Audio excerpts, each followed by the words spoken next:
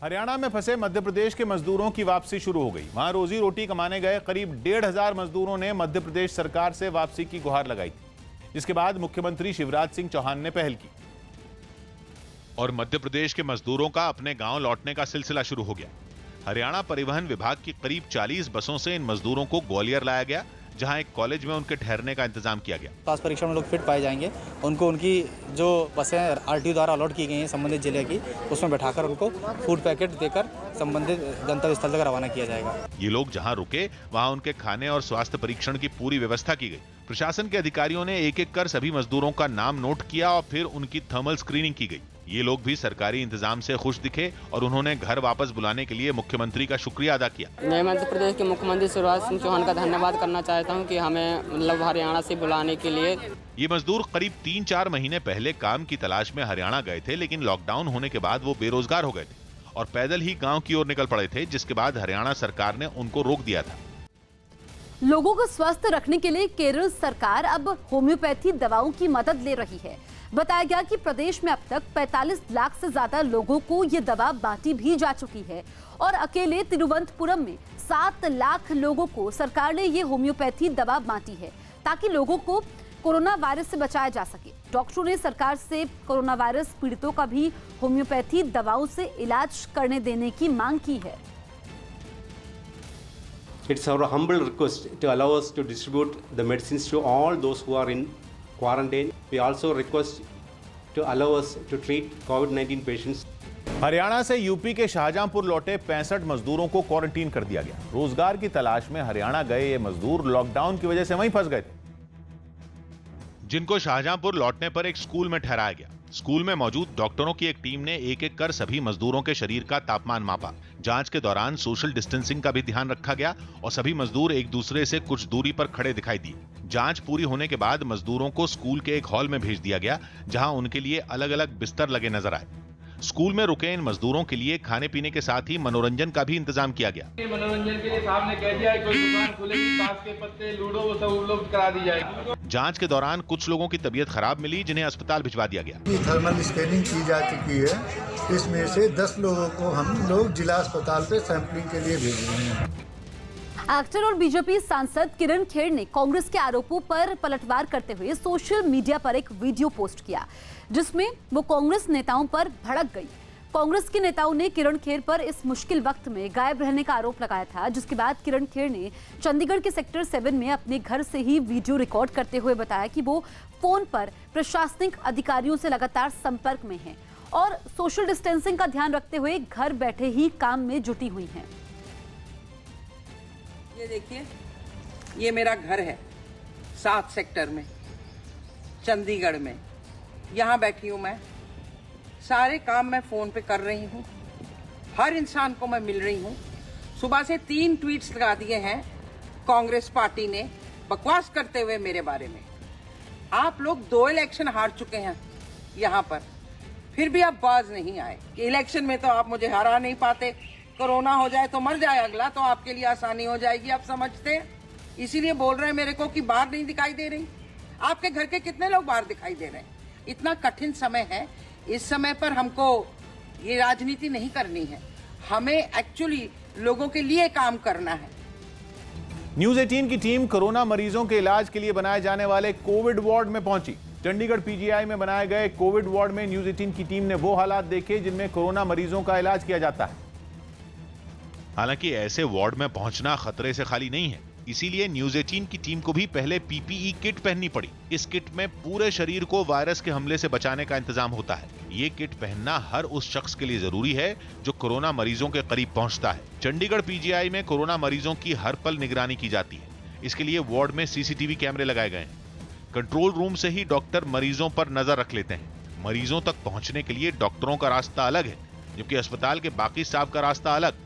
जिस लिफ्ट से मरीजों से जुड़ा सामान लाया जाता है, उस लिफ्ट का इस्तेमाल करने की भी किसी को इजाजत नहीं है। इतना ही नहीं, वायरस को फैलने से रोकने के लिए अस्पताल के बड़े हिस्से को हर 2 घंटे बाद सैनिटाइज किया जाता है। जितना ध्यान मरीजों का रखा जाता है, उतना ही ध्यान अस्पताल के स्टाफ और डॉक्टरों की सुरक्षा का भी रखना पड़ता है।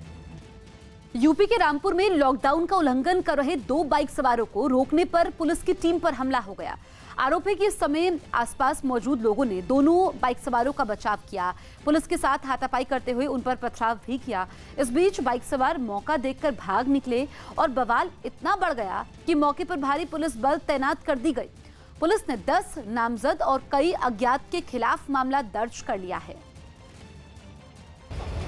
कुछ पुरुष और कुछ महिलाएं आए और उन्होंने उनसे हंगामा करके उन्हें छुड़ा लिया और जब इन्होंने पकड़ने की कोशिश की पीछे से पुलिस की पूरी टीम, मजिस्ट्रेट सब आ गए तो इन्होंने हाथापाई करके उन्हें भगा दिया और पुलिस के सरकारी काम में, मजिस्ट्रेट के सरकारी काम में बाधा डाली। बाद में महिलाएं अनावश्यक का सड़क पे अवरोध कर रही थी, जिसके संदर्भ में अभियोग पंजीकृत कर लिया गया है। हरियाणा के यमुनानगर में निकाली गई एक शव यात्रा में सैकड़ों लोगों के शामिल होने के बाद पुलिस ने लॉकडाउन के उल्लंघन का मामला दर्ज कर लिया। जिस लड़के की शव यात्रा में भीड़ जुटी, उसकी मौत पुलिस हिरासत में होने का आरोप लगाया जा रहा है, जिसके खिलाफ लोगों में पहले से ही गुस्सा था। आरोपी की शव यात्रा में ज्यादा से ज्यादा लोगों ने शामिल होकर अपना विरोध जताया। मोटरसाइकिलों पर लड़के बिना मास्क और हेलमेट के नजर आए। उन्होंने पुलिस के खिलाफ नारेबाजी भी की। लॉकडाउन के बीच निकाली गई इस शव यात्रा में केंद्र और राज्य सरकार के दिशा निर्देशों का भी पालन नहीं हुआ। सोशल डिस्टेंसिंग की भी अनदेखी की गई। जिस गाड़ी में शव रखा गया था, उस पर खड़े लोगों ने भी एक दूसरे से जरूरी दूरी बनाकर नहीं रखी। इस मामले में पुलिस की तरफ से लॉकडाउन के उल्लंघन का मामला दर्ज कर लिया गया। जम्मू कश्मीर के शोपिया में सुरक्षा बल ने मुठभेड़ में 2 आतंकवादियों को मार गिराया। शोपिया में कल चले इस ऑपरेशन में 2 आतंकवादी ढेर हो गए। सुरक्षा बल ने सूचना मिलने के बाद ऑपरेशन चलाया और आतंकवादियों को घेर लिया। इसके बाद मुठभेड़ में दोनों आतंकी मारे गए। ब्राजील में सोशल डिस्टेंसिंग और क्वारंटीन के विरोध में राष्ट्रपति के समर्थकों ने एक रैली निकाली। बताया गया कि वहां के कई राज्यों में कोरोना वायरस के बढ़ते मामलों की वजह से लॉकडाउन और सोशल डिस्टेंसिंग समेत कई नियम लागू कर दिए गए थे, जिसका विरोध करते हुए राष्ट्रपति जायर बोल्सोनारो के सैकड़ों समर्थक सड़कों पर उतर आए। कुछ लोग सड़क के किनारे खड़े होकर प्रदर्शन करते हुए दिखाई दिए तो कुछ लोग अपनी गाड़ियों में बैठकर जुलूस निकालते नजर आए। प्रदर्शनकारियों में कोरोना वायरस का खौफ बिल्कुल भी दिखाई नहीं दिया।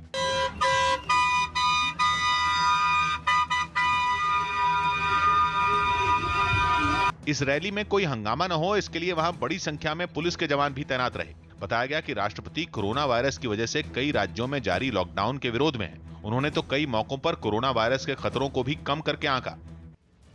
उत्तराखंड के हरिद्वार में स्वास्थ्य विभाग की टीम के साथ बदसलूकी का मामला सामने आया है। रुड़की के गांव में सर्वे के लिए गई टीम की शिकायत के बाद पुलिस ने 4 लोगों के खिलाफ केस दर्ज कर लिया है। आरोपी के गांव के लोगों ने स्वास्थ्य विभाग की टीम का रजिस्टर छींड़कर फाड़ा और मारपीट की भी कोशिश की गई। पुलिस के मुताबिक एक आदमी को गिरफ्तार कर लिया गया है, जबकि बाकी आरोपियों की तलाश जारी है। लोगों को पता नहीं क्या भय हो रहा है, वो नाम पहले लिखा दे रहे हैं, फिर लोग मना करके कागज़ उनके खींच लिए, कागज़ के ऊपर उनने ऊपर से काट दिया, पीछे से झपटा मार के उनके कागज़ फाड़ दिए। एक वर्कर के तो पीछे से खरोच भी मार दिए अपने लाठी से। तो ऐसा व्यवहार ठीक नहीं है। इनफैक्ट मेरी जो डॉक्टर है वो तो दौड़ी है वहाँ से और उसके पीछे उसने अपना रजिस्टर फिर किसी तरह से खींचा और वो भागी और उसके पीछे पीछे ये लोग भागे हैं। थाने लोग द्वारा उनका साथ मुआवजा की गई है।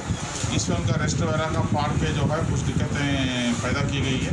उस समय तत्काल रूप से महत्वाकांक्षा कि एक व्यक्ति को गिरफ्तार किया है और बाकी व्यक्ति जो है अभी फरार है, तो उनका तलाश जो है अभी जारी है।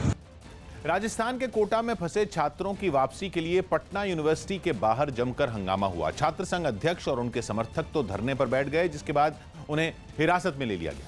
पुलिस की दलील है कि उसने ये कार्रवाई सोशल डिस्टेंसिंग की अनदेखी होने पर की, जिसके बाद मामले ने तूल पकड़ लिया। राजस्थान के कोटा में फंसे छात्रों की वापसी के लिए पटना यूनिवर्सिटी के बाहर छात्र संघ अध्यक्ष मनीष कुमार और उनके कुछ समर्थक धरने पर बैठ गए। कुछ ही देर में वहां पुलिस भी पहुंच गई और सबको हिरासत में ले लिया गया। पुलिस की कार्रवाई पर छात्र संघ अध्यक्ष ने भी नाराजगी जताई और बिहार की नीतीश सरकार को खूब कोसा। बिहार की सरकार कोई ध्यान नहीं दे रही है। छात्र मजदूर फंसे हुए कोटा और अन्य राज्यों में, लेकिन यहाँ की सरकार सोई हुई है। वहीं योगी, वहीं पे महाराष्ट्र, सब सरकार अपने बच्चों को बुला ली है। छात्रों को हिरासत में लेने पर जब पुलिस से सवाल हुआ तो उसने सोशल डिस्टेंसिंग को वजह बता दिया। ये सोशल डिस्टेंसिंग का पालन नहीं कर रहे थे, धरना प्रदर्शन कर रहे थे, इसलिए। लॉकडाउन के बीच दूसरे राज्यों में फंसे बिहार के मजदूरों और छात्रों की मदद के लिए नीतीश सरकार ने दिल्ली में कंट्रोल रूम बनाया है, जहां फोन पर लोगों की दिक्कतें सुनकर उन तक राहत पहुंचाने की कोशिश की जा रही है। हालांकि दिल्ली में बिहार भवन में बने इस कंट्रोल रूम में फोन करने वाले ज्यादातर लोग गांव लौटने का इंतजाम करने की गुहार लगाते दिखे, जिनका ब्यौरा रजिस्टर में दर्ज कर लिया गया। फंसे लोग ये भी पूछते हैं कि उन्हें वापस कब भेजा जाएगा, लेकिन यही जानकारी दी जाती है कि भारत सरकार के निर्देशों के मुताबिक उन्हें बिहार भेजा नहीं जा सकता फिलहाल, जिसके लिए बिहार सरकार ने सफाई भी दी। केंद्र सरकार अगर इस विषय में कोई छूट लाकर प्रयास करती है तो उसका पालन करेंगे, लेकिन केंद्र सरकार का आज भी रुख जस का तस है। हालांकि आरजेडी ने इसे नीतीश सरकार का दोहरा रवैया बताकर हमला तेज कर दिया। क्या आपने रसूखदार लोगों के बच्चों को नहीं बुलवाया? आपके सिस्टम ने बुलाया। आप लॉकडाउन को एक फसाड की तरह इस्तेमाल नहीं कर सकते हैं। बाकी राज्यों ने बुलाया, क्या उस पर कोई केंद्र की प्रतिक्रिया हुई? तल्ख नहीं। महाराष्ट्र में पिछले 24 घंटे में 729 नए मरीज सामने आए हैं। वहीं राज्य में 24 घंटे में सबसे ज्यादा 31 लोगों की मौत हुई है। महाराष्ट्र में कोरोना के 9,318 मरीज हैं, जो देश में सबसे ज्यादा हैं। महाराष्ट्र में करीब 400 लोगों की मौत हो चुकी है। मुंबई का हाल सबसे ज्यादा बेहाल है। मुंबई में कोरोना के 6,000 से ज्यादा मरीज हो गए हैं और पिछले 24 घंटों में 20 लोगों की मौत हुई है। राजस्थान के कोटा में फंसे बिहार के छात्रों ने नीतीश सरकार के खिलाफ प्रदर्शन किया और उनसे बच्चों को घर ले जाने की व्यवस्था करने की अपील की। बिहार से पढ़ाई करने आए कई छात्र लॉकडाउन की वजह से वहां फंसे हैं, जबकि कई राज्य सरकारों ने अपने यहां के पढ़ने वाले बच्चों को निकाल लिया है। लेकिन बिहार सरकार की तरफ से अपने राज्य के बच्चों को वापस ले जाने के लिए कोई व्यवस्था नहीं की गई, जिससे नाराज शहर में पढ़ने वाले बिहार के छात्रों ने सड़क पर बैठकर नीतीश सरकार के खिलाफ प्रदर्शन किया। कोरोना वायरस न फैले, इसके लिए प्रदर्शन के दौरान छात्रों ने सोशल डिस्टेंसिंग का ध्यान रखा। यही नहीं, प्रदर्शन में शामिल छात्र मुंह और नाक को मास्क से ढके नजर आए। इस बीच प्रदर्शन कर रहे छात्रों ने बिहार के मुख्यमंत्री नीतीश कुमार के खिलाफ नारेबाजी की। नीतीश कुमार मुर्दाबाद, मुर्दाबाद, मुर्दाबाद। बाद में पुलिस अधिकारियों के समझाने के बाद छात्रों ने प्रदर्शन खत्म कर दिया। हालांकि पुलिस ने लॉकडाउन के उल्लंघन का केस दर्ज कर पूरे मामले की जांच शुरू कर दी। लॉकडाउन के चलते इस प्रकार एकत्रित होना उनका कृत्य सही नहीं था। इस संबंध में थाना पर एक मुकदमा भी दर्ज किया है, इसकी जांच चल रही है। मध्य प्रदेश में कोरोना के मामले लगातार बढ़ रहे हैं। कुछ दिन पहले तक राज्य में रेड जोन वाले 3 जिले थे, लेकिन अब इंदौर, भोपाल और उज्जैन के साथ रेड जोन में जबलपुर भी शामिल हो गया है। मध्य प्रदेश के स्वास्थ्य मंत्री नरोत्तम मिश्रा ने रेड जोन घोषित शहरों में विशेष जांच टीम भेजने का फैसला किया है। कल ही हमने तय किया कि एक जांच दल ऐसा है जो भोपाल से जाएगा, जिसमें एडीजी रैंक के, एसीएस रैंक के अधिकारी होंगे, स्वास्थ्य विभाग के अधिकारी होंगे, जेडी होंगे या सीएमओ होंगे या सिविल सर्जन होंगे। यूपी के बुलंदशहर में 2 साधुओं की हत्या के आरोपी को पुलिस ने गिरफ्तार कर लिया। बताया गया कि दोनों साधु वहां के एक मंदिर की देखरेख करते थे और उसी के परिसर में पुलिस को दोनों साधुओं के शव मिले, जिसकी खबर फैलते ही इलाके के कई लोग भी वहां पहुंच गए। लॉकडाउन के बीच लोगों की भारी भीड़ मंदिर के बाहर जुट गई। घटना की गंभीरता को समझते हुए पुलिस के कई बड़े अधिकारी भी वहां पहुंच गए। शुरुआती जांच के बाद पुलिस ने दोनों साधुओं की हत्या के आरोप में मुरारी नाम के एक आदमी को गिरफ्तार कर लिया। को गांव से बाहर तलवार लिए हुए जाते हुए देखा गया था। उस आधार पर इसकी तलाश की गई। गांव से 2 किलोमीटर दूर नशे की हालत में अर्धनग्न अवस्था में मिला है। पुलिस ने बताया कि कुछ दिन पहले आरोपी ने एक साधु का चिमटा चुराया था और उसी बात पर साधुओं के साथ उसकी बहस हो गई थी। आरोप है कि उसी बात से गुस्से में आकर उसने बड़ी बेरहमी से दोनों साधुओं की हत्या कर दी। मंदिर परिसर में 2 साधुओं की हत्या पर सीएम योगी ने भी सख्त रुख अपनाया और पुलिस के बड़े अधिकारियों को मामले में सख्त कार्रवाई करने के निर्देश दिए। सीएम योगी के ऑफिस की तरफ से एक ट्वीट कर यह जानकारी भी दी गई कि साधुओं की हत्या के दोषियों को किसी भी कीमत पर नहीं छोड़ा जाएगा। अमेरिका के राष्ट्रपति डोनाल्ड ट्रंप ने कोरोना को लेकर एक बार फिर चीन पर बड़ा निशाना साधा। ट्रंप ने 2 टूक कहा कि चीन कोरोना को पूरी दुनिया में फैलने से रोक सकता था। We're doing very serious investigations, as you probably know, and we are not happy with China. We are not happy with that whole situation because we believe it could have been stopped at the source, it could have been stopped quickly, and it wouldn't have spread all over the world. Lebanon की राजधानी Beirut में सरकार विरोधी प्रदर्शनकारियों की सेना के साथ जोरदार झड़प हो गई।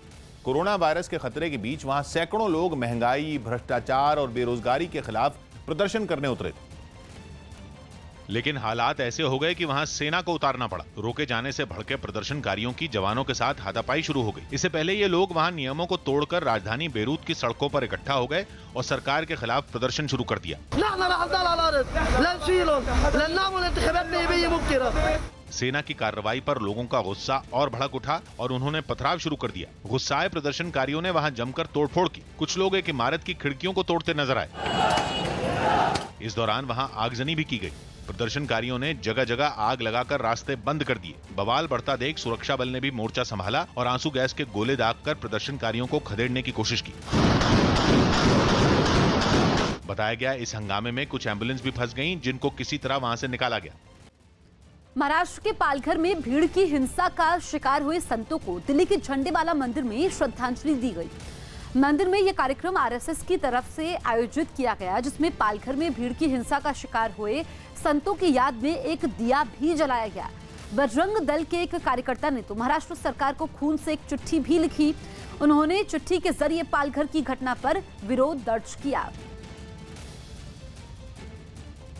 राजस्थान में कई मजदूर सरकार की हिदायत को नजरअंदाज कर पैदल ही अपने गांवों के लिए रवाना हो गए और दूसरे जिलों से चलकर जयपुर पहुंच गए, जबकि राज्य सरकार ये साफ कर चुकी है कि सिर्फ दूसरे राज्यों में फंसे मजदूरों को वापस लाया जाएगा।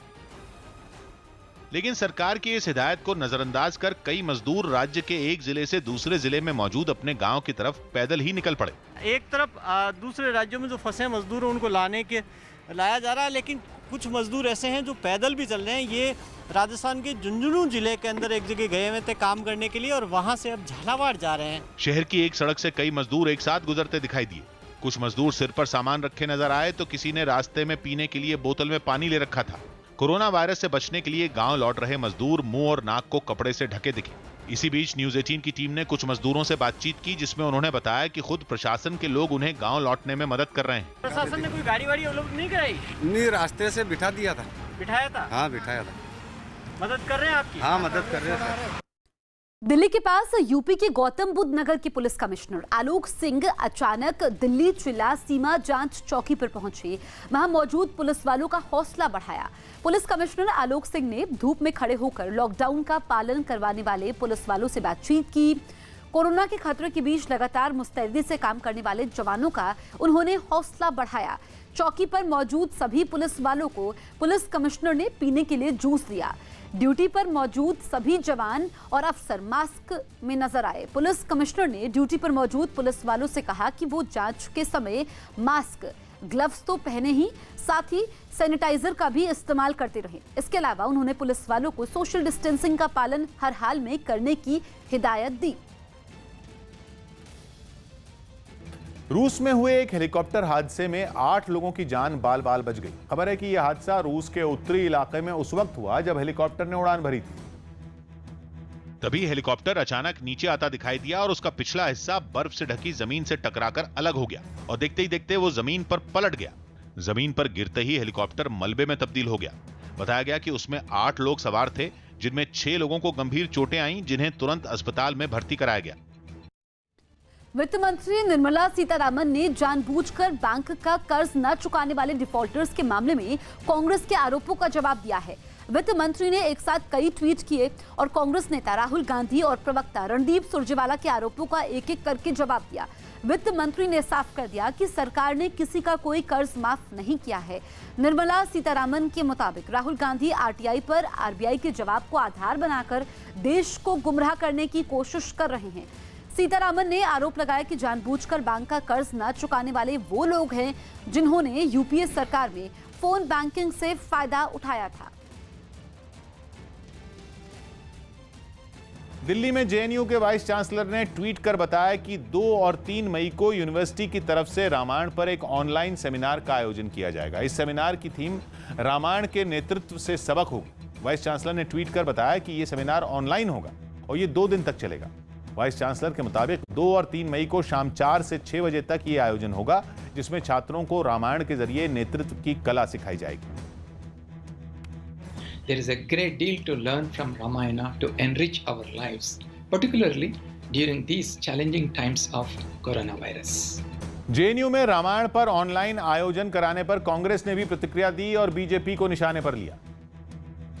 उनके ऊपर कोई संगोष्ठी अथवा चर्चा पर किसी को क्या आपत्ति हो सकती है? उनके ऊपर राजनीति करने वालों को स्वयं मर्यादा पुरुषोत्तम से कुछ सीखना चाहिए, उन्हें अपने जीवन में उतारना चाहिए। कांग्रेस के तंज पर बीजेपी ने भी पलटवार किया और उसे इस मुद्दे पर राजनीति नहीं करने की नसीहत दी। कोई विश्वविद्यालय जेएनयू जैसे यदि कोई विचार गोष्ठी रखती है, चर्चा रखती है कि नेतृत्व की क्या सीख मिल सकती है रामायण से या भगवान राम से, तो इस पर विवाद नहीं होना चाहिए, इसका राजनीतिकरण नहीं होना चाहिए।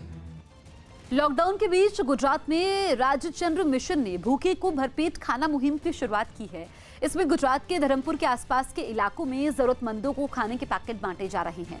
राजचंद्र मिशन जरूरतमंदों को 1 महीने का राशन दे रहा है।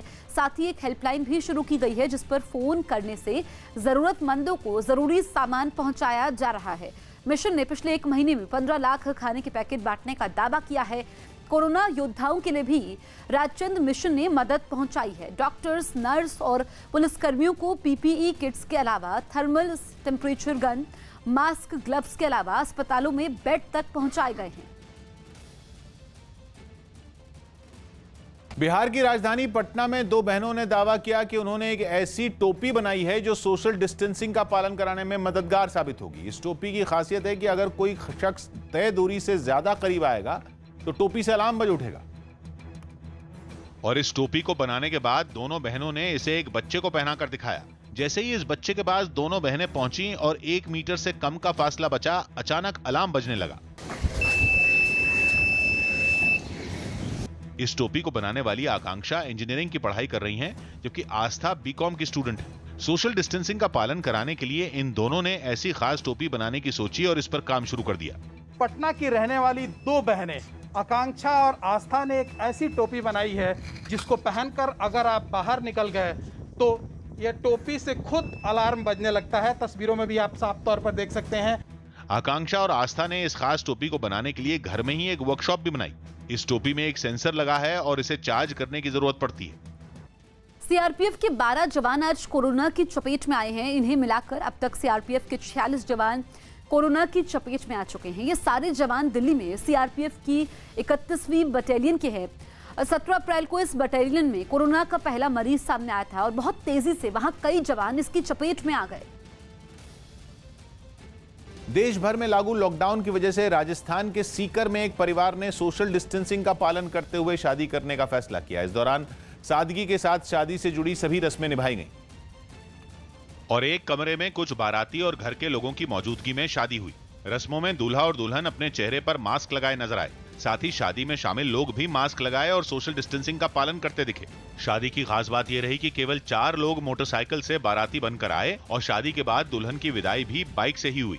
वहीं दूल्हे ने भी सभी लोगों से लॉकडाउन का पालन करने की अपील की। मास्क, सैनिटाइजर का उपयोग करते हुए आराम से हमने शादी की है। हमें कोई दिक्कत नहीं हुई, ना कोई इसमें फिजूल खर्ची हुई। इससे एक समाज को भी अच्छा संदेश जा रहा है। यूपी में देवरिया जिले की बरहज सीट से बीजेपी विधायक सुरेश तिवारी के विवादास्पद बयान का वीडियो सोशल मीडिया पर वायरल हो गया। इस मामले में पार्टी के राष्ट्रीय अध्यक्ष जेपी नड्डा ने यूपी के प्रदेश बीजेपी अध्यक्ष को फटकार लगाई, कार्रवाई करने को कहा, जिसके बाद विधायक सुरेश तिवारी को पार्टी ने कारण बताओ नोटिस जारी किया है। एक चीज ध्यान में रखिएगा, मैं सबको बोल रहा हूँ ओपन में, कोई भी मीना के यहाँ से सब्जी नहीं लेना है। महाराष्ट्र के पिंपरी चिंचवड में कुछ लोगों ने पुलिस वालों के साथ मारपीट कर दी। इस मामले में पुलिस ने 3 आरोपियों को गिरफ्तार कर लिया। आरोप है कि लॉकडाउन के दौरान कुछ लोग बेवजह सड़क पर घूम रहे थे, जिन्हें पुलिस के कुछ जवान वहां समझाने पहुंचे थे। लेकिन जब पुलिस कर्मियों ने उन्हें बाहर घूमने से मना किया तो लोगों ने उन पर हमला कर दिया। इससे पहले कुछ पुलिस वाले लॉकडाउन के दौरान सड़क पर घूम रहे लोगों को समझाने की कोशिश करते दिखे, जबकि वहां मौजूद कुछ लोग पुलिस के साथ बहस करते नजर आए। थोड़ी ही देर में नौबत हाथापाई तक पहुंच गई। तभी वहां मौजूद एक आदमी ने पुलिस के एक जवान को थप्पड़ मार दिया, जिसके बाद पुलिसकर्मी ने भी उसे डंडा मार दिया। इस बीच एक दूसरा आदमी पुलिस वाले पर डंडा चलाता दिखाई दिया। इसके बाद कई लोग पुलिस वाले पर टूट पड़े और उससे मारपीट करने लगे, जबकि वहां मौजूद दूसरे पुलिस वाले मारपीट कर रहे लोगों को रोकते नजर आए। यूपी के हरदोई में लॉकडाउन तोड़ने वाले लोगों को पुलिस ने सबक सिखाया। पुलिस के मुताबिक ये सभी लोग बेवजह घरों से बाहर घूम रहे थे, जिसके बाद पुलिस ने उन्हें पकड़ा, बीच सड़क पर ही सजा दी। सभी लोगों से चौराहे पर बने गोल चक्कर के कई चक्कर लगवाए गए। बताया गया कि पुलिस ने जब इन लोगों से घरों से बाहर निकलने की वजह पूछी तो ये लोग घुमा फिराकर जवाब देने लगे, जिसके बाद पुलिस ने इन लोगों को लॉकडाउन का पालन नहीं करने पर सजा दी, दोबारा ऐसा नहीं करने की चेतावनी देकर छोड़ दिया। कोरोना वायरस जैसी महामारी का इस्तेमाल जम्मू कश्मीर में गड़बड़ी फैलाने के लिए करने की पाकिस्तान की साजिश उल्टी पड़ती दिख रही। सूत्रों के मुताबिक पाकिस्तान ने कोरोना मरीजों की जम्मू कश्मीर में घुसपैठ कराने की साजिश रची थी, लेकिन जम्मू कश्मीर के लोगों को जैसे ही इस साजिश की भनक लगी, उन्होंने छिपे हुए आतंकियों की खबर सुरक्षा बल तक पहुंचानी शुरू कर दी। जम्मू कश्मीर में दाखिल होने वाले घुसपैठिए वहां के लोगों को ही डरा धमकाकर अपना ठिकाना बनाते हैं, लेकिन अपने परिवार को कोरोना से बचाने के लिए अब लोग आतंकी संगठनों से जुड़ी खबरें सुरक्षा बल तक पहुंचा रहे हैं, जिसकी वजह से ताबड़तोड़ इनकाउंटर हो रहे हैं। पिछले एक हफ्ते में ही जम्मू कश्मीर में 13 आतंकियों को ढेर किया जा चुका है। ममता सरकार के कोरोना मरीज के संपर्क में आए लोगों को होम क्वारंटीन में रहने का सुझाव देने पर सियासी बखेड़ा खड़ा हो गया। एक दिन पहले बंगाल सरकार ने कोरोना पॉजिटिव शख्स के संपर्क में आने वाले लोगों को अपनी इच्छा से घरों में आइसोलेट होने का सुझाव दिया था।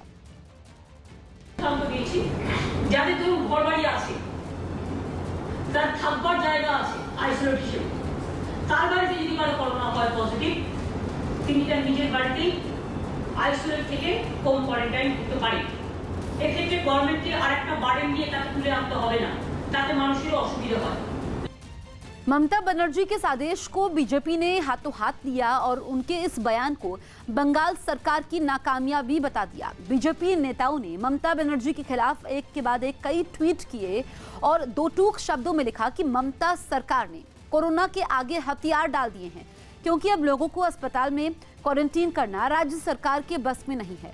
ममता सरकार पर निशाना साधते हुए बीजेपी नेता अमित मालवीय ने उनसे कोरोना के सही आंकड़े पेश करने की भी मांग की, क्योंकि उनके मुताबिक ममता बनर्जी का लोगों को होम क्वारंटीन में रहने का सुझाव गलत आंकड़ों की तरफ इशारा कर रहा है। मैं प्रथम दिन से ही बोल रहा था कि पश्चिम बंगाल में हेल्थ डिपार्टमेंट का इंफ्रास्ट्रक्चर कुछ नहीं है, सुपर स्पेशलिस्ट हॉस्पिटल के नाम पर सुपर मॉर्ग है। आज उसका प्रमाण ममता बनर्जी ने खुद स्वीकार कर लिया कि पश्चिम बंगाल में जिनको कोविड-19 हुआ है वो घर में रहकर भी अपना इलाज कर सकते हैं। पटना के पौष इलाके में एक कोरोना पॉजिटिव मरीज मिलने से पुलिस और प्रशासन के होश उड़ गए। ये इलाका मुख्यमंत्री आवास और राजभवन के बेहद पास होने से पुलिस वाले भी तुरंत हरकत में आ गए और डॉक्टरों की एक टीम के साथ इस इलाके में पहुंच गए। पुलिस वालों ने तुरंत पूरे इलाके को सील कर दिया, जबकि डॉक्टर वहां रहने वाले कुछ और लोगों को जांच के लिए ले गए। वीआईपी इलाके में कोरोना पॉजिटिव मरीज मिलने के बाद जो प्रशासन की कार्रवाई है वो लगातार जारी है और पूरे इलाके को सैनिटाइज करने के साथ साथ लोगों पर नजर भी रखी जा रही है। एहतियात बरतते हुए पूरे इलाके में पुलिस वाले तैनात कर दिए गए और लोगों से घरों के अंदर रहने की अपील की गई। राजस्थान के कोटा में फंसे महाराष्ट्र के छात्र अपने राज्य लौट आए। लॉकडाउन लागू होने के बाद ये सभी छात्र कोटा में फंस गए थे, जिसके बाद महाराष्ट्र सरकार ने छात्रों को लाने के लिए राजस्थान में बसें भेजी, उन्हें बुला लिया। बताया गया कि अब इन छात्रों की कोरोना की जांच होगी और जांच रिपोर्ट आने तक उन्हें क्वारंटीन में रखा जाएगा। पिछले कई दिनों से ये सभी छात्र सरकार से वापस बुलाने की गुहार लगा रहे थे। लंदन में जारी लॉकडाउन के बीच कई लोग अपने घरों से निकलकर न केवल पार्क में गए बल्कि वहां आइसक्रीम भी खाई। लंदन समेत पूरे ब्रिटेन में कोरोना वायरस के 1.5 लाख से ज्यादा मामले सामने आ चुके हैं, लेकिन इसके बावजूद एक इलाके में कई लोग पार्क में घूमने पहुंच गए। कुछ लोग पैदल ही वहां पहुंचे तो कुछ साइकिल चलाते हुए पार्क में दाखिल हुए। वहां खड़े एक आइसक्रीम वाले से कुछ लोगों ने आइसक्रीम खरीदी और धूप में खड़े होकर उसका मजा लिया। बड़ों के साथ कुछ बच्चे भी वहां खेलते नजर आए। अपनी मस्ती में उन्होंने लॉकडाउन की भी परवाह नहीं की। पास में ही कुछ लोग नाव चलाते दिखाई दिए। वहीं एक आदमी गिटार बजाता नजर आया। सब कुछ ऐसे चल रहा था जैसे वहां कोरोना वायरस का डर ही ना हो। हालांकि बाद में पुलिस वहां पहुंची और उसने सबसे पहले आइसक्रीम वाले को वहां से हटाया। इसके बाद भी काफी देर तक लोगों का पार्क में आना जाना जारी रहा। महाराष्ट्र के औरंगाबाद में मस्जिद में नमाज पढ़ने से रोके जाने के बाद कुछ लोगों ने पुलिस पर पथराव कर दिया, जिसमें 3 पुलिस वाले घायल हो गए। पुलिस के मुताबिक एक दिन पहले एक मस्जिद में करीब 40 लोग नमाज पढ़ने पहुंचे थे। लॉकडाउन में ड्यूटी कर रहे पुलिस वालों ने जब लोगों को हिरासत में लिया तो आसपास के लोगों ने पुलिस पर हमला कर दिया, जिसके बाद पूरे इलाके में तनाव फैल गया और प्रशासन को वहां कर्फ्यू लगाना पड़ा। पूरे इलाके में पुलिस और रैपिड एक्शन फोर्स के जवान फ्लैग मार्च करते दिखाई दिए। ये घटना औरंगाबाद पैठर रोड पर प्रकाश नगर इलाके की बताई गई, जो औरंगाबाद जिले के बिटकीन पुलिस थाने के तहत आता है। हमारे लोगों के ऊपर वहाँ के जो रहने वाले हैं उन लोगों ने वहाँ पे पथराव किया है। मेरे एक ऑफिसर को चोट आई है, बाकी जो मेरे जो हेड कांस्टेबल्स हैं उनको भी चोट आई है। अब तक हमने 31 जो आरोपी है उनको पकड़ा है। दिल्ली के कुछ अस्पतालों में कोरोना से बचाव की सुविधा नहीं मिलने पर स्वास्थ्य कर्मियों और सफाई कर्मचारियों ने प्रदर्शन किया। आरोप है कि अस्पताल प्रबंधन ने उनकी सुरक्षा से खिलवाड़ किया और उन्हें कोरोना से बचने के लिए कोई सुविधा नहीं दी, जिसके बाद इन लोगों ने प्रदर्शन किया। जीबी पंत अस्पताल के स्वास्थ्य कर्मियों ने तो अस्पताल के गेट के बाहर इकट्ठा होकर जमकर नारेबाजी की। कोरोना से हम लड़ने को तैयार हैं। इन कर्मचारियों ने आरोप लगाया कि अस्पताल की तरफ से कोरोना मरीज के संपर्क में आने वाले नर्सिंग स्टाफ के रहने का इंतजाम नहीं किया गया। यही नहीं, कई स्वास्थ्य कर्मियों को पीपीई किट और मास्क तक नहीं मिले, जिसकी वजह से उन्हें प्रदर्शन करने पर मजबूर होना पड़ा। सुविधाओं का अभाव है, खाने पीने की दिक्कत है, रहने की खास तौर से दिक्कत है। तो ये समस्या है जिसको लेकर आज एक सांकेतिक प्रोटेस्ट जो है नर्सिंग स्टाफ जीबी पंत का उसे करना पड़ रहा है। बाबा साहेब आम्बेडकर अस्पताल में तो कोरोना योद्धा गुस्से में दिखे। वहां के सफाई कर्मचारियों ने 26 स्वास्थ्य कर्मियों के कोरोना के चपेट में आने के बाद पीपीई किट की मांग की और काम रोककर प्रदर्शन करने लगे। कोई नौकर नहीं जाएगा, जिंदा रहोगे तो नौकरी भी करोगे, जिंदा रहोगे तो अपने बच्चों को भी पाल पाओगे। पिछले कुछ दिनों में दिल्ली के कई अस्पतालों के स्वास्थ्य कर्मी कोरोना का शिकार बन चुके हैं। बाबा साहेब आम्बेडकर अस्पताल भी उन्हीं में एक है। वहां डॉक्टर, नर्स और पैरामेडिकल स्टाफ से जुड़े कई लोगों को इन्फेक्शन हो चुका है। जम्मू कश्मीर के कठुआ में दूसरे राज्यों से लौटे मजदूरों को उनके गांव भेज दिया गया। लॉकडाउन लागू होने के बाद ये लोग दूसरे राज्यों में फंस गए थे, जिसके बाद प्रशासन की मदद से उन्हें बुलाकर उनके गांव भेजा गया। इन सभी लोगों को कुछ दिनों तक क्वारंटीन सेंटर में ही रखा जाएगा और जांच होने के बाद उन्हें उनके घर जाने दिया जाएगा। ये सभी मजदूर काम करने के लिए पड़ोसी राज्य पंजाब और हिमाचल गए थे। पश्चिम बंगाल के हावड़ा में लॉकडाउन का पालन कराने गई पुलिस पर भीड़ ने हमला कर दिया। भीड़ ने एक पुलिसकर्मी को नीचे गिराकर उसके साथ मारपीट भी की। एक पुलिस स्टेशन पर पत्थर भी बरसाए गए। और दावा है कि भीड़ ने पुलिस पर हमला सिर्फ इसलिए किया क्योंकि पुलिस की तरफ से लॉकडाउन का पालन करने की अपील की जा रही थी। रैपिड एक्शन फोर्स भी कुछ ही दूरी पर खड़ी थी, लेकिन तभी भीड़ ने हमला कर दिया। रैपिड एक्शन फोर्स के जवानों को अपनी जान बचाने के लिए वहां से भागना पड़ा। इस हमले में भीड़ ने एक पुलिसकर्मी को भी दबोच लिया। आरोप है कि कुछ लोगों ने उसका मास्क भी छीन लिया। इसके बाद पुलिसकर्मी के साथ मारपीट भी की गई।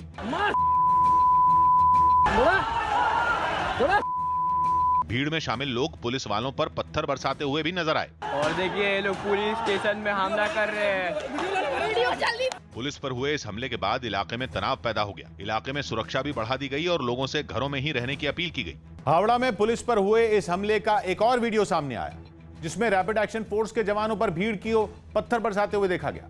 कई जवानों ने वहां से भागकर अपनी जान बचाई। इस घटना में लोगों ने पुलिस की गाड़ियों को भी नहीं छोड़ा। गाड़ियों के शीशे तोड़ दिए गए। इसके अलावा पुलिस स्टेशन पर भी भीड़ ने हमला कर दिया।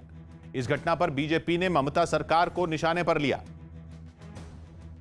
हावड़ा में जो घटना हुआ ये दुखद घटना है। बंगाल का चीफ मिनिस्टर बोल रहा है लॉकडाउन को बढ़ाना चाहिए। बढ़ा के क्या फायदा? लॉकडाउन पालित नहीं होगा, सोशल डिस्टेंस मेंटेन नहीं होगा, तो लॉकडाउन पालन करने का क्या उचित तो है। हावड़ा की घटना के बाद राज्य सरकार ने हावड़ा नगर निगम के कमिश्नर का तबादला कर दिया है। आईएएस बिजन कृष्णा को पद से हटाया गया। जिले के एडिशनल डिस्ट्रिक्ट मजिस्ट्रेट धवल जैन को नगर निगम के कमिश्नर पद की जिम्मेदारी सौंपी गई है। हावड़ा में 4 पुलिस कर्मियों को चोटें आई हैं, जिसमें 2 पुरुष एएसआई हैं जबकि 2 महिला कांस्टेबल हैं। हालांकि किसी को गंभीर चोट नहीं आई है।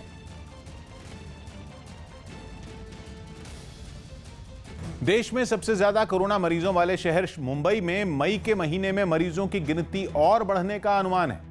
इसके लिए सरकार ने बड़े पैमाने पर तैयारियां शुरू कर दी हैं। खासतौर पर कोरोना वायरस के मरीजों के लिए बनाए गए एक अस्पताल में न्यूज 18 की टीम पहुंची, जहां कोरोना वायरस के मरीजों के इलाज की सुविधाएं तैयार की जा रही हैं। ये मुंबई का सेंट जॉर्ज अस्पताल है, जिसे अब कोविड क्रिटिकल केयर सेंटर में बदला जा रहा है। आइए दिखा दूं कि सेंट जॉर्ज अस्पताल में अभी फिलहाल 100 आईसीयू बेड तैयार किए जा रहे हैं। खास तौर पर कोरोना मरीजों के लिए बनाए जा रहे इस अस्पताल में अभी मरीजों का इलाज शुरू नहीं हुआ है।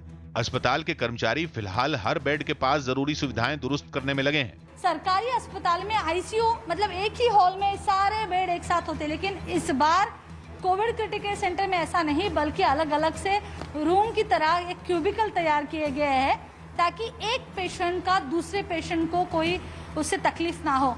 इसी अस्पताल में 20 बेड ऐसे रखे गए हैं जहां केवल बच्चों का इलाज किया जाएगा। ज़्यादा से ज़्यादा कोशिश करेंगे कि यहाँ पे क्रिटिकल बच्चे जो 0 मींस न्यूबॉर्न से लेके 12 साल के बच्चों का यहाँ पे ट्रीटमेंट हो सके। इलाज के बाद ठीक हुए मरीजों के लिए आइसोलेशन वार्ड भी इसी अस्पताल में बनाया गया है, जिसके लिए 185 बेड का इंतजाम किया गया है। कोरोना से लड़ाई लड़ रहे जर्मनी में भी हालात सामान्य होते नजर आ रहे हैं। जर्मनी में करीब 1,60,000 लोग कोरोना की चपेट में आ चुके हैं, लेकिन अब वहां हालात बेहतर हो रहे हैं, जिसकी वजह से राजधानी बर्लिन के एक चिड़ियाघर को भी लोगों के लिए खोला गया। चिड़ियाघर के खुलते ही वहां लोग भी पहुंचने लगे।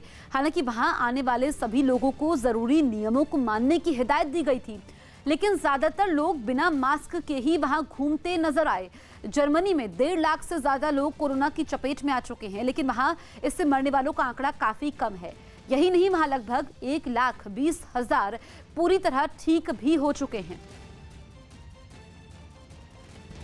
स्वास्थ्य मंत्रालय ने कोरोना के बहुत हल्के लक्षण वाले मरीजों को घर पर ही आइसोलेशन में रखने के लिए नए दिशा निर्देश जारी कर दिए, जिसके तहत अगर किसी को कोरोना के हल्के लक्षण दिख रहे हैं तो डॉक्टर उनको घर पर ही आइसोलेशन यानी सबसे अलग रहने की सलाह दे सकते हैं, जिसके लिए मरीज को लिखित तौर पर यह वादा करना होगा कि लिख कर देना होगा वो घर पर आइसोलेशन में रहना चाहता है और सभी नियमों का पालन करने के लिए तैयार है। लेकिन शर्त यह है कि घर पर आइसोलेशन में रहने की सुविधा हो, यानी घर में परिवार के बाकी सदस्यों को कोरोना के मरीज से अलग रहने की व्यवस्था हो। साथ ही घर पर आइसोलेशन में रहने वाले मरीज की 24 घंटे निगरानी की जिम्मेदारी परिवार के किसी सदस्य को उठानी होगी और उसे लगातार अस्पताल के संपर्क में भी रहना होगा। वहीं घर पर आइसोलेशन में रहने वाले मरीज को अपने मोबाइल फोन में आरोग्य सेतु ऐप डाउनलोड करने के साथ यह भी सुनिश्चित करना होगा कि मोबाइल नेटवर्क के बाहर ना हो या वो बंद ना हो। और अगर घर पर आइसोलेशन के दौरान सांस लेने में तकलीफ, छाती में दर्द होने या होंठ और चेहरा नीला पड़ने पर तुरंत डॉक्टर से संपर्क करना होगा। लॉकडाउन के बीच शादी करने के लिए एक दूल्हा बाइक पर ही दुल्हन के घर जाने के लिए निकल गया। मध्य प्रदेश के छतरपुर का रहने वाला दूल्हा बारात और बैंड बाजे के बिना मोटरसाइकिल चलाकर अकेला ही करीब 90 किलोमीटर दूर मध्य प्रदेश के टीकमगढ़ पहुंचा। वहां दोनों की शादी की गई। दुल्हन को लेकर जब दूल्हा लौटा तो छतरपुर में घुसने से पहले पुलिस ने पूछताछ की, फिर उसे जाने दिया। जयपुर में सड़क किनारे रहने वाले लोगों के लिए एक सामाजिक संस्था की तरफ से नहाने और खाने का इंतजाम किया गया। देश भर में लॉकडाउन लागू होने की वजह से दिहाड़ी मजदूरों के सामने खाने पीने के साथ कई तरह की समस्याएं खड़ी हो गई, जिसे देखते हुए शहर की एक सामाजिक संस्था उनकी मदद के लिए आगे आई और सड़क किनारे रहने वाले मजदूरों के लिए नहाने का इंतजाम किया। लोगों को नहलाने के लिए वहां पानी का एक टैंकर बुलाया गया। पानी के टैंकर के ऊपर एक आदमी खड़ा नजर आया जो पाइप की मदद से लोगों को नहलाता दिखा। कोरोना काल में लोगों की अलग अलग तरीके से मदद की जा रही है। जिनको नहाने का इंतजाम नहीं हो रहा, उनको साबुन बांटे गए और टैंकर लाया गया और नहलाया गया। लोगों को नहलाने के दौरान सोशल डिस्टेंसिंग का भी ध्यान रखा गया। इसके लिए एक फ्लाईओवर के नीचे जमीन पर कई गोले बनाए गए, जिसमें बैठकर कई लोग नहाने के लिए अपनी बारी का इंतजार करते दिखे। इससे पहले संस्था का एक आदमी लाउडस्पीकर की मदद से लोगों को नहाने के लिए बुलाता नजर आया। सारे लोग जिनने हफ्तों से महीनों से नहाया नहीं है, उन सभी को लिए साबुन की व्यवस्था है, पानी आ गया है, तो आ जाएं, सारे लोग इकट्ठा हो जाएं। कई लोगों के वहां पहुंचने के बाद संस्था की तरफ से सभी को नहाने का साबुन बांटा गया। इसके बाद लोगों को साफ सफाई की अहमियत बताई गई। मजदूरों को नहलाने के बाद संस्था की तरफ से उन्हें खाना भी दिया गया। तो फेस मास्क दिए जाएंगे और इनके भोजन की पूरी प्रॉपर व्यवस्था है। मध्य प्रदेश के इंदौर में एक अस्पताल में कोरोना वायरस के 43 मरीजों के ठीक होने पर उन्हें अनूठी बधाई दी गई। इंदौर मध्य प्रदेश में कोरोना वायरस का हॉटस्पॉट है, जहां राज्य के सबसे ज्यादा मरीज हैं। और जब शहर के इंडेक्स अस्पताल में 43 मरीज एक साथ ठीक हुए तो उनका इलाज करने वाले डॉक्टरों का हौसला बढ़ाने के लिए राज्य के जल संसाधन मंत्री तुलसी सिलावट खुद अस्पताल पहुंचे। अस्पताल परिसर में ठीक हो चुके लोगों को एक दूसरे से कुछ फीट की दूरी पर खड़ा किया गया और उन पर फूल बरसाकर उन्हें विदाई दी गई। से जुड़ रहा है, वही हमारे लिए। संयुक्त राष्ट्र के महासचिव ने चेतावनी दी कि आतंकी संगठन कोरोना का फायदा उठाकर युवाओं को निशाना बना रहे हैं। संयुक्त राष्ट्र के महासचिव एंटोनियो गुतेरेस ने कहा कि ऐसे युवा जो कोरोना के खतरे की वजह से अपने घरों में हैं और अपना ज्यादातर समय इंटरनेट पर बिता रहे हैं, उनमें नफरत भरकर और उनके गुस्से का फायदा उठाकर उन्हें आतंकी संगठनों में भर्ती कराया जा रहा है। संयुक्त राष्ट्र के महासचिव में हर 5 युवाओं में एक अशिक्षित और एक हिंसा या संघर्ष से प्रभावित था। दावा है कि ऐसे युवा ही आतंकी संगठन का आसानी से निशाना बन रहे हैं, जिसे रोकने के लिए संयुक्त राष्ट्र के महासचिव एंटोनियो गुतेरेस ने दुनिया भर के देशों से युवाओं की प्रतिभा को बाहर लाने और उनके सहयोग को बढ़ाने पर जोर देने की नसीहत दी। ट्रक की छत पर बैठकर कोलकाता जा रहे मजदूरों को छत्तीसगढ़ के दुर्ग में रोक लिया गया। पुलिस की पूछताछ में पता चला कि नागपुर के एक ठेकेदार के लिए काम करने वाले कोलकाता के इन मजदूरों को लॉकडाउन की वजह से ठेकेदार ने भगा दिया और खाने की दिक्कत से जूझ रहे मजदूर अपने घर लौटने को मजबूर हो गए।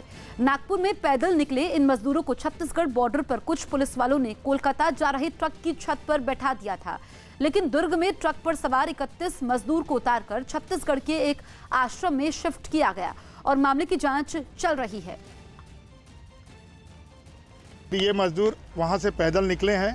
पैदल निकलने के किसी तरह ये बाघ नदी तक के आए हैं और मजदूरों का कहना है कि बाघ नदी में के बाद पुलिस वालों ने इनको वहाँ पर से इनको ट्रक पे बिठाया है आगे जाने के लिए। इनको मुताबिक आदेश उच्च अधिकारियों को इनको क्वारंटाइन के लिए कुम्हारी में इनकी व्यवस्था की गई है।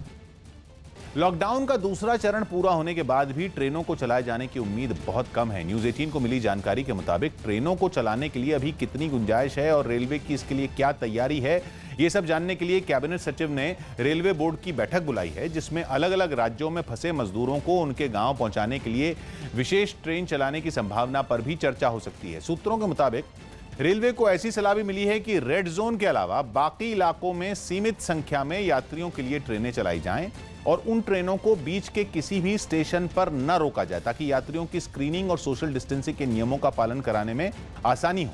माना जा रहा है कि इन सुझावों पर कैबिनेट सचिव के साथ बैठक में चर्चा होगी और उसके बाद केंद्र सरकार ही तय करेगी कि ट्रेनों को कब तक बंद रखा जाए।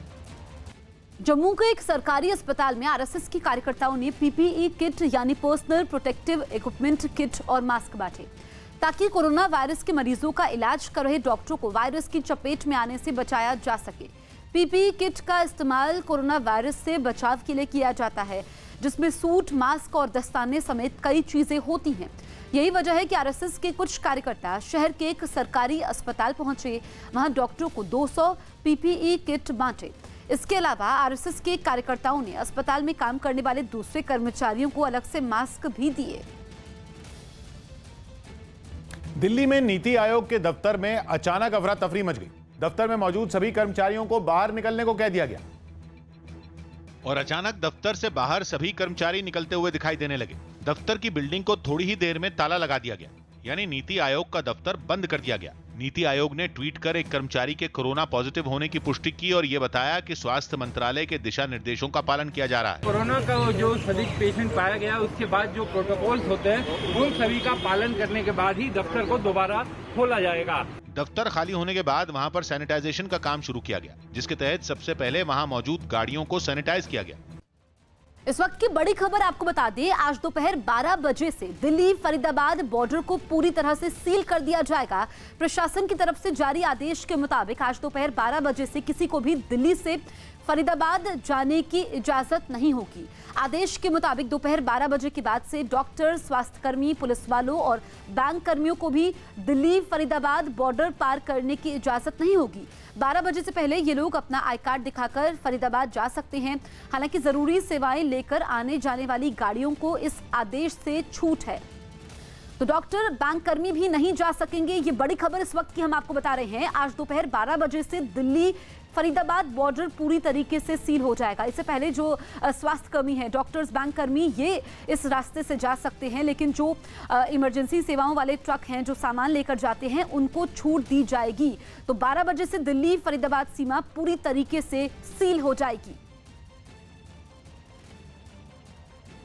महाराष्ट्र के नांदेड़ में मार्च महीने में फंसे सिख श्रद्धालुओं को घर पहुंचाने की पहल पंजाब सरकार ने की। नांदेड़ के हुजूर साहब गुरुद्वारा के दर्शन के लिए पंजाब से हजारों श्रद्धालु गए थे, जिनमें से करीब 3,000 लॉकडाउन में फंस गए थे। इन्हीं श्रद्धालुओं की घर वापसी के लिए पंजाब सरकार ने 80 बसें भेजी। और जैसे ही ये बसें नांदेड़ के हुजूर साहब गुरुद्वारे के पास पहुंची, श्रद्धालुओं की खुशी का ठिकाना नहीं रहा। बहुत खुशी हो रही है। बहुत बहुत धन्यवाद है आपकी सरकार का, जिसने इतना उपराला किया। पंजाब रोडवेज की बसों को देखते ही श्रद्धालुओं का जत्था घर लौटने के लिए गुरुद्वारे से बाहर निकल आया। श्रद्धालुओं को करीब महीने भर से इस वक्त का इंतजार था, इसलिए जिन लोगों को बसों में जगह मिलती गई वो चैन की सांस लेते दिखाई दिए। श्रद्धालुओं को सुरक्षित घर पहुंचाने के लिए पंजाब सरकार के कुछ अधिकारी मौके पर मौजूद दिखे। कैप्टन मुख्यमंत्री पंजाब अमरिंदर सिंह जी ने और पीआरटीसी और रोडवेज दोनों अदारों के मानयोग जीएम साहब साथ में हैं। इनकी ड्यूटी लगा के संगत को सही सलामत पंजाब अपने अपने घर में पहुंचाने के लिए इनकी ड्यूटी लगा रखी है। जैसे ही बसें नांदेड़ से निकली, श्रद्धालुओं के हाथ शुक्रिया अदा करने के अंदाज में अपने आप जुड़ते चले गए। स्वास्थ्य मंत्री डॉक्टर हर्षवर्धन ने दिल्ली में कोरोना के हालात पर चिंता जाहिर की। उन्होंने दिल्ली में कोरोना के बढ़ते हॉटस्पॉट के बारे में बात करते हुए ये बयान दिया। प्रेजेंटेशन करेंगे तो जब हम दिल्ली का ओवरऑल नक्शा देखते हैं तो मैं दिल्ली में देखता हूं कि मुझे वहां पर ग्रीन कलर का जोन तो दिखता ही नहीं है, और सारी दिल्ली में मेजॉरिटी दिल्ली जो है वो मुझको लाल रेड जोन के अंदर दिखाई देती है। मेरे को एकदम बहुत चिंता होती है उसके कारण। कोरोना वायरस के बीच अमेरिका के फ्लोरिडा में एक बार फिर लोगों ने ड्राइव इन सिनेमा की ओर रुख किया। अपने परिवार के साथ लोग खुले मैदान में सिनेमा देखने पहुंचे और सभी लोगों ने अपनी गाड़ियों में बैठकर फिल्म देखी। कोरोना वायरस की वजह से वहां के सभी सिनेमाघर मार्च से ही बंद हैं, जिसके बाद लोगों ने मनोरंजन के लिए ड्राइव इन सिनेमा का सहारा लिया। गाड़ियों में बैठे लोग सैनिटाइजर से अपने हाथों को साफ करते हुए भी दिखाई दिए। ये पल लोगों को 1950 के दशक की याद दिला रहा था, जब ड्राइव इन सिनेमा का चलन काफी ज्यादा था। कोरोना के बीच लोगों के मनोरंजन में किसी तरह की कमी न रहे, इसके लिए खाने पीने और दूसरी चीजों का भी इंतजाम किया गया। इससे पहले टिकट के लिए मैदान के बाहर गाड़ियों की लंबी लाइन लगी नजर आई। स्वास्थ्य मंत्रालय के संयुक्त सचिव लव अग्रवाल ने कहा कि कोरोना से इलाज के लिए कोई भी थेरेपी मंजूर नहीं की गई है। उन्होंने साफ कर दिया कि प्लाज्मा थेरेपी को आईसीएमआर से मंजूरी नहीं मिली है और गलत इलाज जानलेवा हो सकता है। प्लाज्मा थेरेपी है, अगर इसको हम प्रॉपर तरीके से प्रॉपर गाइडलाइंस के तहत इस्तेमाल ना करें तो इससे लाइफ थ्रेटनिंग कॉम्प्लिकेशंस भी हो सकती हैं। जब तक ये थेरेपी प्रॉपरली अप्रूव नहीं है या इसकी इफेक्टिवनेस सिद्ध नहीं हुई है, तब तक इसके बारे में किसी भी तरह का दावा किसी भी स्थाई पर करा जाना बिल्कुल अनुचित है। यूपी की राजधानी लखनऊ में एक सब इंस्पेक्टर ने लॉकडाउन में ड्यूटी के साथ मां होने की जिम्मेदारी भी बखूबी निभाई। घर में बच्ची की देखभाल करने वाली उनकी मां की तबीयत खराब है, जिसकी वजह से सब इंस्पेक्टर को अपनी 2.5 साल की बच्ची को ड्यूटी पर साथ लाना पड़ा। बच्ची सड़क किनारे एक बेंच पर बैठकर अपनी मां के मोबाइल फोन से खेलती दिखी। इस दौरान सब इंस्पेक्टर कई बार अपनी बच्ची के मुंह पर मास्क लगाती भी नजर आईं, तो कभी बच्ची को गोद में लेकर ड्यूटी करती दिखी। उन्होंने बताया कि रोज वो बच्ची ड्यूटी पर नहीं लाती, बहुत जरूरी होने पर ही बच्ची को ड्यूटी पर लाना पड़ा। मेरे बच्चे को मेरी ज़रूरत रहती है, लेकिन इस महामारी के टाइम में भी तो हमें अपने कर्तव्य का पालन निभाना बहुत इम्पोर्टेंट है। यूपी के मुरादाबाद में एक डॉक्टर ने कोरोना वायरस से बचने के लिए नया मास्क बनाया। उन्होंने इस मास्क के ज्यादा सुरक्षित और आरामदायक होने का दावा किया, जिसको बनाने के लिए डॉक्टर ने ऑपरेशन थिएटर में पहनी जाने वाली टोपी और एक प्लास्टिक की शीट का इस्तेमाल किया। इस मास्क को बनाने में भी ज्यादा समय नहीं लगा और डॉक्टर ने कुछ ही मिनटों में इसे बना लिया। हॉस्पिटल में काम करने वाले लोगों ने इस तरह के मास्क बनाकर सड़कों पर तैनात पुलिस वालों को भी बांटे।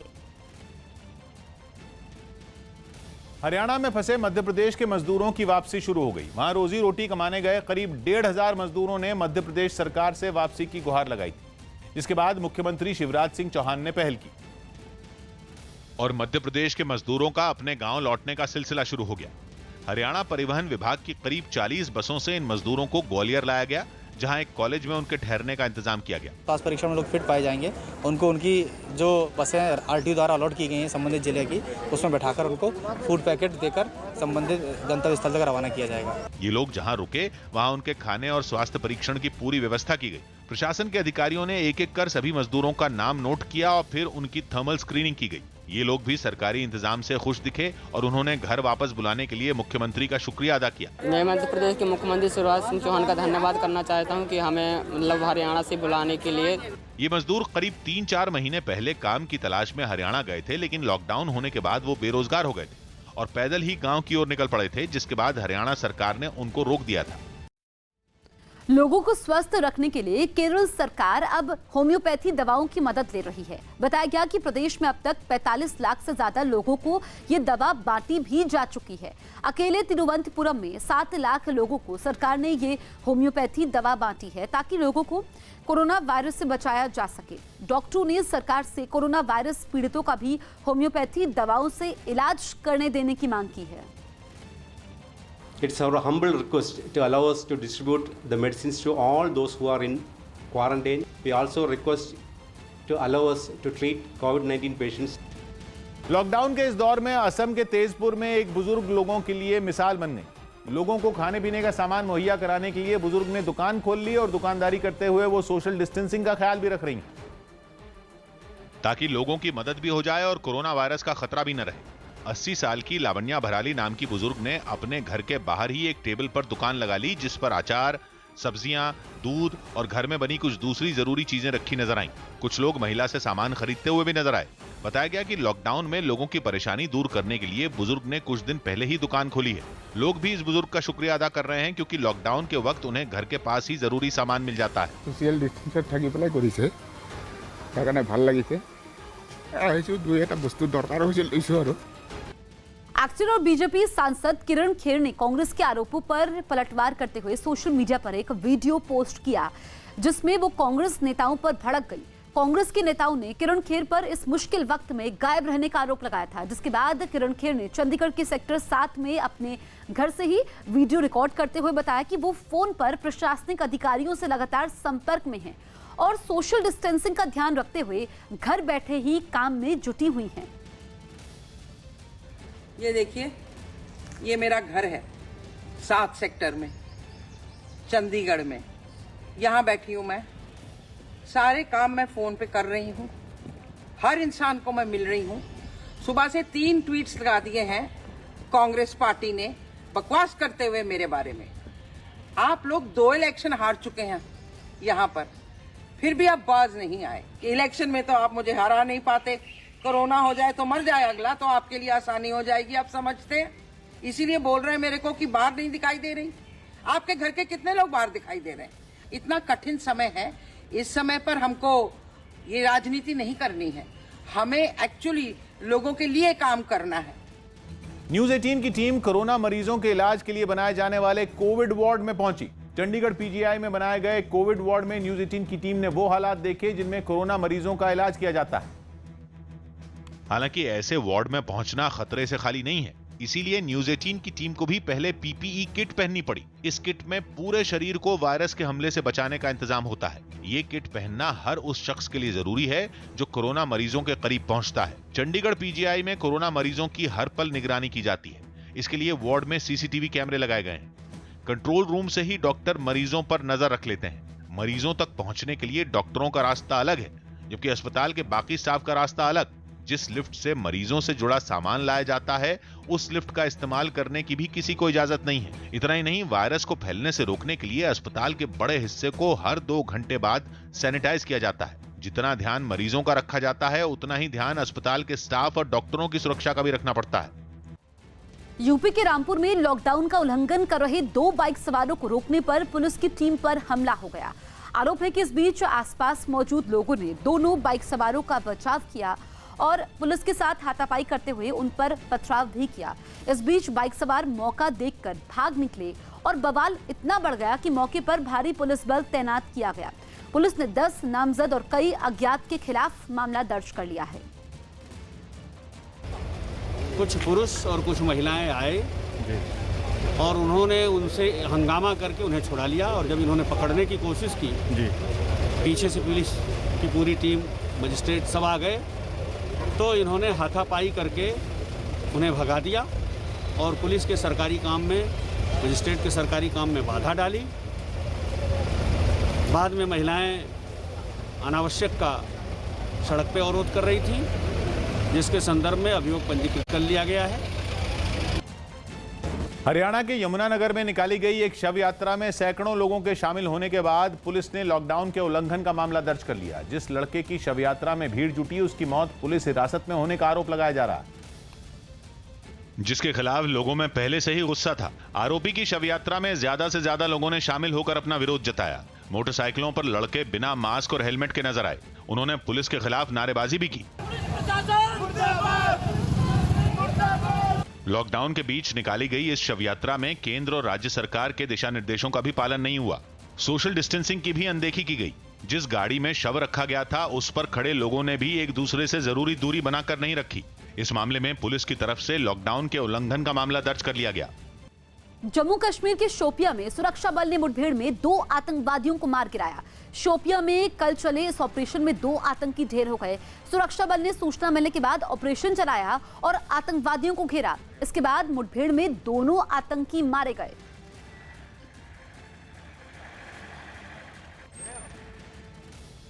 ब्राजील में सोशल डिस्टेंसिंग और क्वारंटीन के विरोध में राष्ट्रपति के समर्थकों ने एक रैली निकाली। बताया गया कि वहां के कई राज्यों में कोरोना वायरस के बढ़ते मामलों की वजह से लॉकडाउन और सोशल डिस्टेंसिंग समेत कई नियम लागू कर दिए गए थे, जिसका विरोध करते हुए राष्ट्रपति जायर बोल्सोनारो के सैकड़ों समर्थक सड़कों पर उतर आए।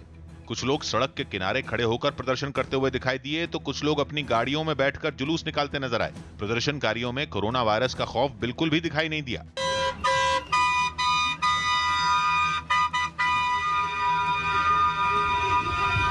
इस रैली में कोई हंगामा न हो, इसके लिए वहां बड़ी संख्या में पुलिस के जवान भी तैनात रहे। बताया गया कि राष्ट्रपति कोरोना वायरस की वजह से कई राज्यों में जारी लॉकडाउन के विरोध में हैं। उन्होंने तो कई मौकों पर कोरोना वायरस के खतरों को भी कम करके आंका।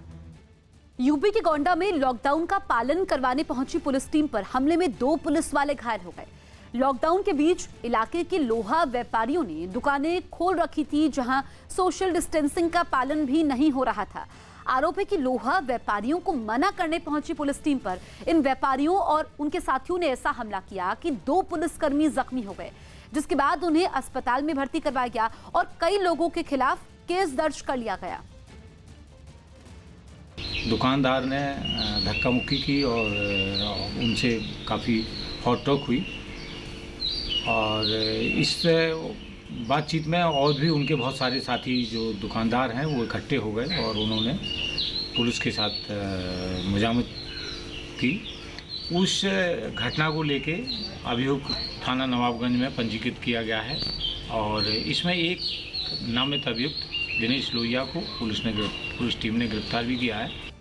कोरोना संकट में जरूरतमंदों की मदद में जुटी यूथ कांग्रेस ने बुजुर्गों को खाने के पैकेट के साथ फल और विटामिन सी की गोलियां भी देनी शुरू कर दी। इसके लिए दिल्ली के रायसीना रोड पर यूथ कांग्रेस के दफ्तर के बाहर स्टॉल लगाया गया, जहां खाने का पैकेट लेने के लिए जरूरतमंदों की लंबी कतार नजर आई।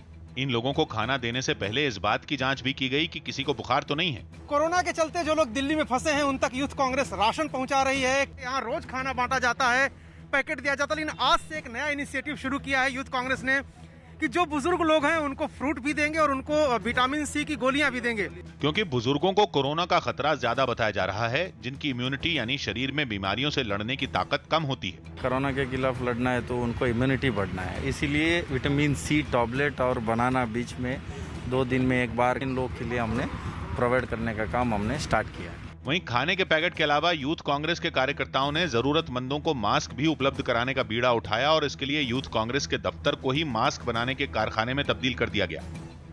उत्तराखंड में केदारनाथ धाम के कपाट खोल दिए गए हैं। आज सुबह 6:10 पर मंत्रोच्चार के बीच कपाट खोले गए। हालांकि लॉकडाउन और कोरोना संकट की वजह से आम लोगों की मौजूदगी नहीं रही, सिर्फ कुछ पुजारियों ने केदारनाथ के कपाट खोले। तो केदारनाथ धाम के कपाट खुल गए हैं, सिर्फ पुजारी मौजूद रहे। आज सुबह 6:10 पर मंदिर के कपाट खोले गए और ये मंदिर आम लोगों के लिए दर्शन के लिए बंद रहेगा। सिर्फ कुछ पुजारी मौजूद थे और तय समय के मुताबिक ही केदारनाथ धाम के कपाट जरूर खुले, चंद लोगों की मौजूदगी में, और मंदिर खुला रहेगा लेकिन आम लोग दर्शन नहीं कर पाएंगे।